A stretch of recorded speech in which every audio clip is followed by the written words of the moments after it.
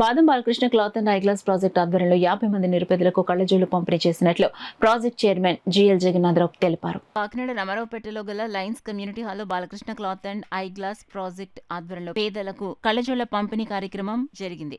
కార్యక్రమానికి project chairman GL Jagannatharao అధ్యక్షత వహించగా Lions club Kakinada secretary Pulavarthi Kumar, senior సభ్యుడు కామరాజు ముఖ్య అతిథులుగా పాల్గొని పేదలకు కళ్లజోళ్లను పంపిణీ చేశారు. ఈ కార్యక్రమంలో ప్రాజెక్ట్ సభ్యులు శ్రీనివాస్, జరీన్, వృద్ధులు పాల్గొన్నారు.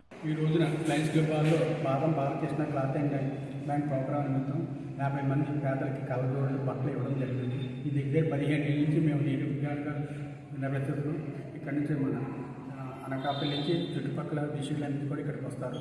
గవర్నమెంట్ రిసిప్ట్ మీద పెద్దలందరికీ 60 ఏళ్ళు పైన వాళ్ళందరికీ కూడా కళ్ళజోళ్ళు మేము ఉచితంగా వైట్ కార్డు ఉన్న వాళ్ళకి ఇస్తున్నాం.